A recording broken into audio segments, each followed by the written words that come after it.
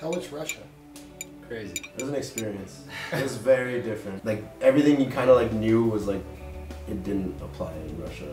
Any like kind of like foods you knew, any like way of like driving, everything, they have their own way. So we had to like kind of like adapt to like everything. So the first few days were crazy because we stayed in one place for the whole 20 days. We had to kind of like just adapt to like that town we were in.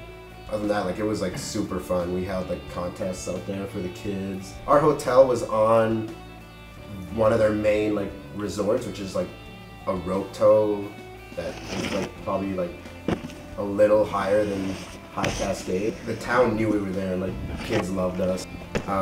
We did have a really cool guide named Danny, but he was 16 years old, so like it was kind of hard taking like listening to like a 16-year-old tell you like what to do and where to go, and like he had to deal with like all the adults that didn't want us to be there and everything, and he would sometimes like get frustrated and like get into like these little like arguments with like the people trying to kick us out. We didn't know what he was saying, so we just had to like stand there and be like, yeah, like Danny's in charge. Let him do his thing. He's talking to like a 40-year-old woman who's like upset they were putting snow on her steps for a couple hours, and Danny's like in a sweatshirt, just like pretty much telling her, like translating to us, like she'll be gone in a few, like I'll take care of this, and then talking to her as polite as he can. Yeah, like the mornings were crazy because we didn't have guides in the morning because Danny had to go to school, so we just like we just had to like get in our like vans and like drive around and try and find spots. The best one out of all of us, like dealing with like people and everything, was probably Rav, because he like kind of like knew more words than all of us. He was like super interested in like learning like the way. I was just trying like wherever we went, just try to learn a couple words. Yeah. You know, so you can like have just like a basic conversation. Шоколад. Chocolate? Да, шоколад для ребенка. I don't have any chocolate, no. Шоколад. Кушать. Cigarette? Блин. А можно его посмотреть? No. Не, Can you move? Ready? I think like for me it's more about like the collective, like all these trips together, like it was just the first time that I was able to travel like I did. Like the last 2 years I've traveled more than I have in my entire life. And basically like every trip was like just this learning experience, and it's like learning how to problem solve, just basically learning how to travel.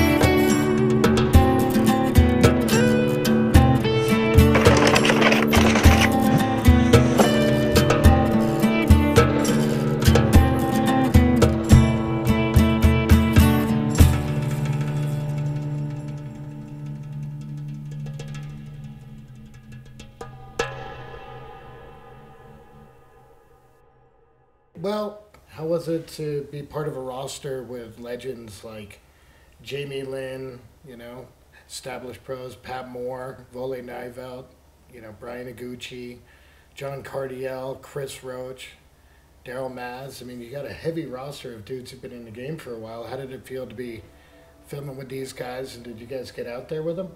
I guess luckily since Gooch lives in Jackson, he's kind of helped bring up like me and showing me like just everything about the backcountry. When we did Jackson, both Januaries pretty full on, it was just natural for them to come out, and we would go stay in little like remote towns and stay in shitty hotels, and just kind of fun to be like with Gooch staying at a hotel, like rooming with him. He's like 20 years older than me, and we're, you know, it's just like an epic like experience to be like kind of on a trip with him, and then him showing us like the spots. You rode a lot with Pat. You Yeah. guys seem to mesh super well. What's it like riding with Pat? Yeah, Pat has like his own way of like making a part. You could tell he had like a lot of years like filming with Forum and like so much experience, and he was like sharing it with us like every day, and I can remember of times where he was like kind of maybe struggling a little bit with his own writing, but he would still be like pushing it so much for the crew. And that's like what we were talking about earlier, where it's just, it's all for the greater good. Totally. You know, like if you're only as strong as the crew you surround yourself and film with. Totally. Yeah. Yeah. You really try to make it work as like one thing, not just for yourself. Pat was a huge help. Like, it was really cool to be able to experience like the backcountry with like Blake, Arthur, Pat, and even got on a trip with Jamie as well. But I was super new to that whole experience, and it was like definitely a big eye-opening thing. So I definitely had lots of questions for all those dudes, and like Pat was definitely like there every step of the way for sure. It was nice to like whatever, if it was like talking about like tricks or like ways of looking at features, the whole nine, you know. And like I've definitely had a lot more time like spent in the streets, so like the whole backcountry situation was like super new to me, but it was super fun, like really good learning experience, and Pat and everyone was like a huge help, and like Arthur and Blake for sure were definitely right there the whole time. You got to ride with Jamie, didn't you? Yeah. And you've met him before, but have you ridden with him that much till now? I mean, like to go on a filming trip with Jamie, that was definitely the first time, and that was funny because we were like all very excited to have him in the team, and Jake and Tanner and all, they just like they wanted shots of Jamie, and it's funny how it like, you know, I rode all winter with like Pat, and it was like very much like organized. Jamie was like more of like, you could tell they didn't like have the same like routine of Pat with, like of filming, you know. It was like a bit. He keeps you on your toes. He was like the guy that like we had to rent an RV and drive it down like a bumpy road and with like low clearance, and Jamie was just like, I love driving RVs, like I'll drive the RV the whole way, like I'll do it all, you know. And it's like, all right. And you just didn't know what he was gonna bring to the table, and we had like many a nights in the garage, Jamie like paintings for everybody, like Gooch painting, and you're just kind of like sitting there like, this is pretty insane. We're just like in Canada, like out like dumping out, Jamie's like painting, like I don't know. And it's non-stop. Day. It's really not only about snowboarding, it's just like life Yeah. experience. It's really sick.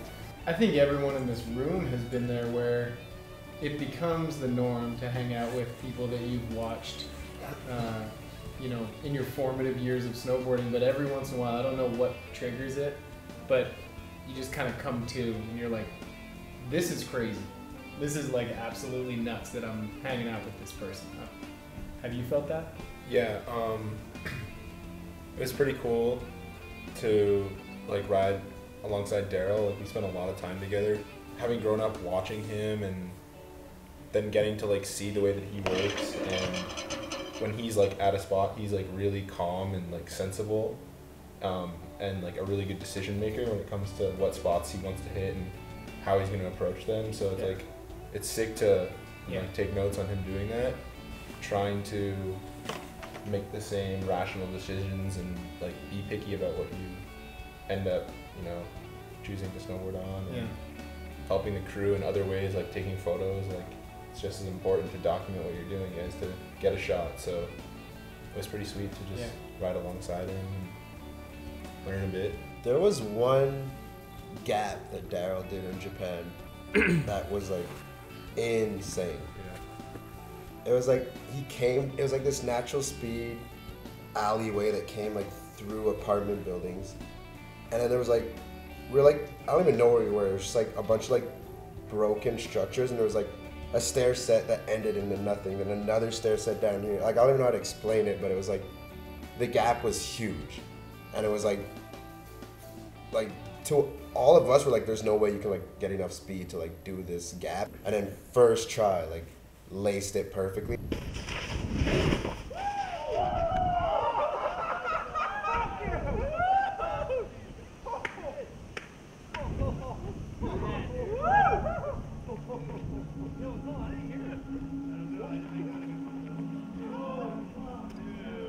And Brav, you had a pretty crazy experience at Squaw Valley, eh?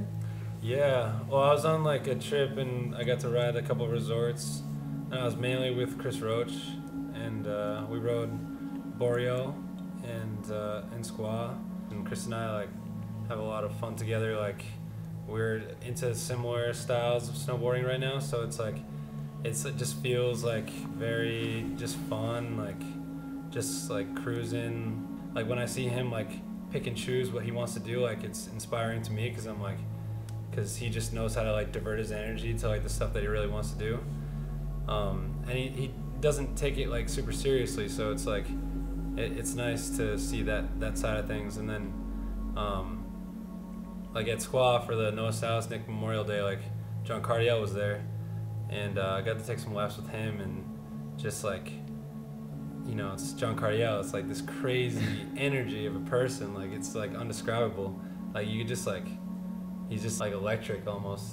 We were walking up like through the parking lot, and you know that John Cardiel is gonna be there, and you're like, all right, you know, gonna keep it cool, whatever.